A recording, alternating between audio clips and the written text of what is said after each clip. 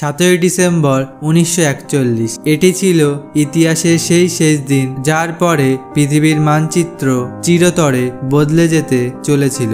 US নেভির ঘাঁটিতে একটি বিপর্যয় ঘটতে চলেছিল যার ধারণা কারোরই আগে থেকে ছিল না। ব্যাটেলশিপে মজুদ একজন আমেরিকান আফ্রিকান রাঁধুনি ডরিস মিলার সূর্য ওঠার সাথে সাথে নৌবাহিনীর অফিসারদের খাবার পরিবেশন করে এবং তারপর তাদের জামা কাপড় সংগ্রহের কাজে লেগে পড়ে। সকাল 7:57 ডরিস একটি সাইরেন শুনতে পায়। সেই সাইরেন যেটা কোনো নেভি কর্মচারী তার সময়কালে শুনতে চায় না। সে তখনই বাইরে বেরিয়ে আসে এবং এটা দেখে অবাক হয় যে পুরো আকাশ জাপানিজ বম্বার এয়ারক্রাফটে ভরা থাকে। চোখের পলকে পুরো নেভি বেস যেন ধ্বংসলীলায় পরিণত হওয়া শুরু হয়। জাপানিজ এয়ারক্রাফটগুলো এক এক করে আমেরিকান জাহাজগুলোকে ধ্বংস করতে শুরু করেছিল। এই হামলাটি আমেরিকার পার্ল হারবার ঘাঁটিতে করা হয়েছিল। আজকে আমরা জানতে চলেছি যে জাপান আমেরিকার মতো দেশে আক্রমণ করার এত বড় সিদ্ধান্ত কেন নিয়েছিল, ডরিস মিলার নামের রাঁধুনিকে আমেরিকার সবচেয়ে বড় অ্যাওয়ার্ড কেন দেওয়া হয়েছিল এবং আমেরিকা জাপানের উপর কেন নিউক্লিয়ার অ্যাটাক করেছিল। সাল 1941। দ্বিতীয় বিশ্বযুদ্ধের সময় আমেরিকা চীনকে বাঁচানোর জন্য সমস্ত কিছু বাজি রেখেছিল। হ্যাঁ বন্ধুরা, সেই চীন যে এখন 2023 সালে আমেরিকার বিরুদ্ধে। দ্বিতীয় বিশ্বযুদ্ধ শুরু হয়ে 3 বছর কেটে গিয়েছিল, যেখানে একদিকে ছিল জার্মানি, ইতালি এবং অন্যদিকে ব্রিটেন, নেদারল্যান্ড ও ফ্রান্স। এই যুদ্ধে আমেরিকা কোনো কিছুরই অংশ ছিল না। তারা সম্পূর্ণ নিরপেক্ষ ছিল, কারণ প্রথম বিশ্বযুদ্ধে প্রচুর ক্ষয়ক্ষতির কারণে আমেরিকা ইউরোপ ও এশিয়ার যুদ্ধ থেকে নিজেকে সম্পূর্ণ দূরে রাখতে চেয়েছিল। কিন্তু একটা দেশ ছিল যেটা ক্রমাগত আমেরিকাকে ডিস্টার্ব করছিল, সেটা হলো জাপান। জাপানের প্রাকৃতিক সম্পদ কম হতে থাকায় জাপান দ্রুত প্রতিবেশী দেশগুলি দখল করে নিচ্ছিল, যাতে তারা তাদের প্রাকৃতিক সম্পদের চাহিদা পূরণ করতে পারে। কোরিয়া,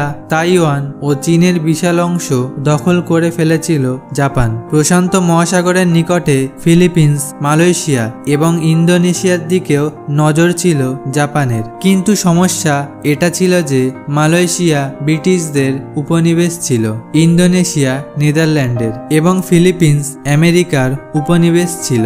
এই দেশগুলোর উপর জাপানের দখলদারিত্ব আমেরিকার মোটেও পছন্দ ছিল না, কারণ জাপানের পিছনে হিটলার ছিল এবং হিটলার আমেরিকা এবং ব্রিটেনের শত্রু ছিল।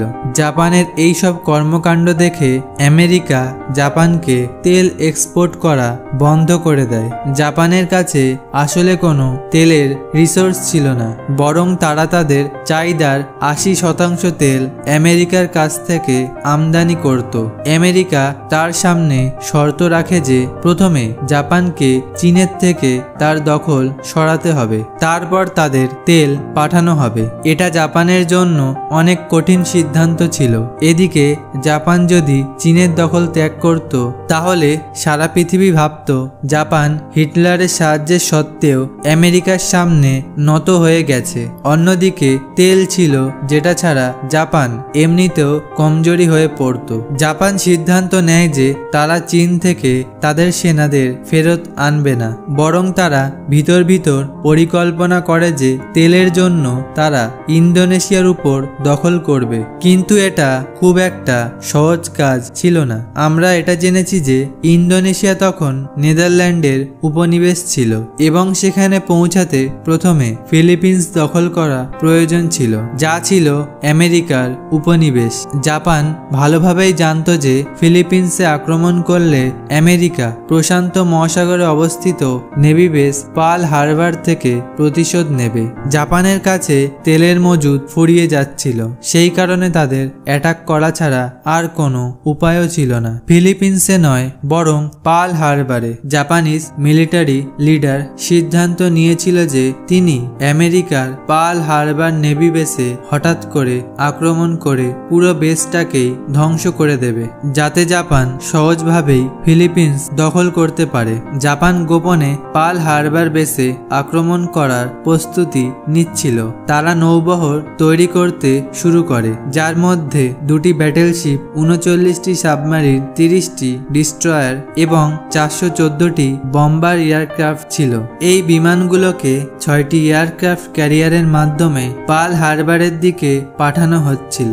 অন্যদিকে পার্ল হারবারে থাকা আমেরিকান ফোর্সদের অনুমান করা যায় তাহলে তাদের 8টি ব্যাটেলশিপ, 59টি অ্যান্টি এয়ারক্রাফট শিপ, 4টি সাবমেরিন এবং 390টি এয়ারক্রাফট ছিল।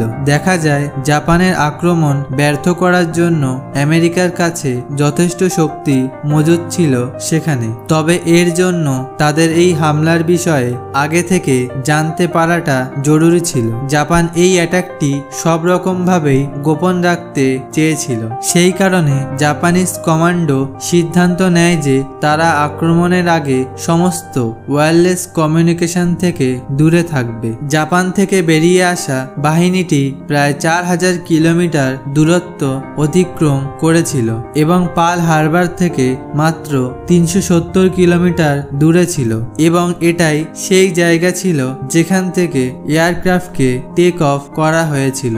এটি দ্বিতীয় বিশ্বযুদ্ধের সবচেয়ে বড় অ্যাটাক হতে চলেছিল, যার মধ্যে আমেরিকা এখনো পর্যন্ত জড়িত ছিল না। 7 ডিসেম্বর 1941 সকাল 7:57 350টি জাপানিজ এয়ারক্রাফট 2টি আলাদা আলাদা গ্রুপে অ্যাটাক করা শুরু করে। জাপানিজ এয়ারক্রাফটের প্রথম গ্রুপ বোমা বর্ষণ করতে থাকে। 45 মিনিট ধরে তারা পার্ল হারবারে আক্রমণ করতে থাকে এবং ফেরত চলে যায়। প্রথমে এটা মনে হচ্ছিল যে এবার হয়তো আক্রমণ বন্ধ হয়ে গিয়েছে, কিন্তু ঠিক 10 মিনিট পর বম্বার এয়ারক্রাফটের দ্বিতীয় গ্রুপ এসে বোমা বর্ষণ করতে করতে বাকি বেসকে সম্পূর্ণ ধ্বংস করে দেয়। পুরো 1 ঘন্টা 15 মিনিট ধরে এই অ্যাটাক চলতে থাকে, যেখানে জাপান সর্বক্ষেত্রেই শীর্ষে ছিল।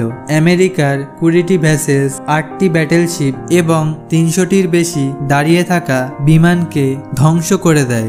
আকাশ কালো ধোঁয়ার মেঘে ঢেকে যায়। এর মধ্যে আমেরিকার একটি ব্যাটেলশিপে আফ্রিকান আমেরিকান রাঁধুনি ডরিস মিলারও ছিল, যার কথা আমরা ভিডিওর শুরুতেই বলেছিলাম। জামাকাপড় সংগ্রহের সময় ডরিস একটি সাইরেন শুনতে পায়।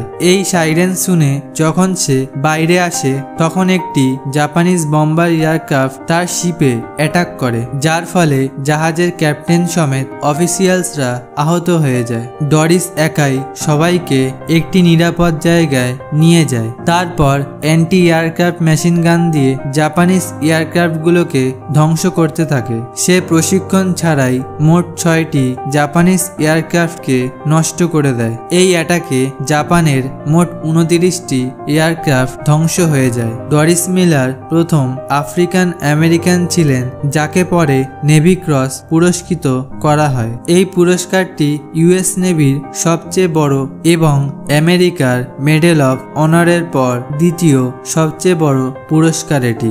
1 ঘন্টা 15 মিনিট ধরে আক্রমণ করার পর জাপানিজ বিমানগুলো তো ফিরে যায়, কিন্তু তারা এই অ্যাটাকের ফলে আমেরিকাকে দ্বিতীয় বিশ্বযুদ্ধে জড়িত করে ফেলে। এই হামলার আগে যে আমেরিকা দ্বিতীয় বিশ্বযুদ্ধে জড়িত ছিল না, পার্ল হারবারে আক্রমণ করার পরের দিনই আমেরিকা জাপানে হামলা করার সিদ্ধান্ত নেওয়া শুরু করে দেয় এবং তাদের বিরুদ্ধে প্রকাশ্যে যুদ্ধ ঘোষণা শুরু করে দেয়। পরবর্তী 3 মাস ধরে আমেরিকা তার নেভি বেসকে রিস্টোর করতে লেগে গিয়েছিল। কিছু শিপ গভীর জলে ডুবেছিল যেগুলো রিপেয়ারের যোগ্য ছিল। 4 মাস পর আমেরিকা জাপানের উপর তেমনই হামলা করে যেমনটা জাপান পার্ল হারবারে করেছিল। এপ্রিল 1942 আমেরিকা জাপানের টোকিও শহরে বোমা বর্ষণ করতে থাকে। এটি আমেরিকার তরফ থেকে দ্বিতীয় বিশ্বযুদ্ধে করা প্রথম আক্রমণ ছিল, যেটা 4 বছর ধরে চলতে থাকে, যেখানে আমেরিকার ক্ষমতা বেশি ছিল। জাপান এই যুদ্ধে কমজোরি হয়ে পড়ছিল, কিন্তু তারা কোনো মতেই হার মানতে রাজি ছিল না এবং আমেরিকার কাছে স্যালেন্ডারও করছিল না। অবশেষে আগস্ট 1945 আমেরিকা তার সর্বশ্রেষ্ঠ ক্ষমতা দেখাতে চলেছিল। 6 আগস্ট 1945 সকাল 8টার সময় জাপানের হিরোশিমা শহরের উপর একটি বোয়িং B-29 সুপার ফর্টনেস এয়ারক্রাফট দেখা যায়। এই বিমানটি 440 কেজি ওজনের ওজনের লিটল বয় নামের একটি বোমা হিরোশিমা শহরের উপর ফেলে দেয়। ঠিক 43 সেকেন্ড পর একটি বিশাল বিস্ফোরণ দেখা যায়। পরে একটি আগুনের গোলা আকাশের দিকে দেখা যায়, যেটা মাটির উষ্ণতা 5000 ডিগ্রি সেলসিয়াস পর্যন্ত বাড়িয়ে দেয়। এটি ইতিহাসের সর্বপ্রথম পারমাণবিক অ্যাটাক ছিল, যেটা এক পলকে পুরো হিরোশিমা শহরের 80% বিল্ডিংকে ধ্বংস করে দেয়। জাপানিজ মিলিটারি লিডার সম্পূর্ণ অবাক হয়ে যায়। এই বিষয়ে তারা কিছু বুঝতো তার আগেই 3 দিন পর 9 আগস্ট 1945-এ জাপানের শহর নাগাসাকিতেও পারমাণবিক বোমা ফেলে দেয়। এটি মার্ক 3 বোম ছিল, যার কোড নেম ফ্যাট ম্যান রাখা হয়েছিল। 4670 কিলো এই বোমাটি পুরো শহরকে সম্পূর্ণ ধ্বংস করে দেয়। এই 2 পারমাণবিক বোমা ছিল যেটা মানুষের উপর ব্যবহার করা প্রথম এবং শেষ বোম ছিল। একটি রিসার্চ অনুযায়ী হিরোশিমা ও নাগাসাকিতে হওয়া এই অ্যাটাকে মোট 2,60,000 মানুষ মারা যায়। এই অ্যাটাকের পরের সপ্তাহতেই জাপান আমেরিকার কাছে সারেন্ডার করে দেয়। এর সাথেই অফিসিয়ালি দ্বিতীয় বিশ্বযুদ্ধ শেষ হয়ে যায়। বন্ধুরা, আমার ভিডিওগুলো তোমাদের কেমন লাগে কমেন্ট করে জানাবে। ভিডিওটি ভালো লাগলে লাইক শেয়ার করবে এবং এই ধরনের ভিডিও দেখার জন্য রূপকথা চ্যানেলটিকে সাবস্ক্রাইব করবে।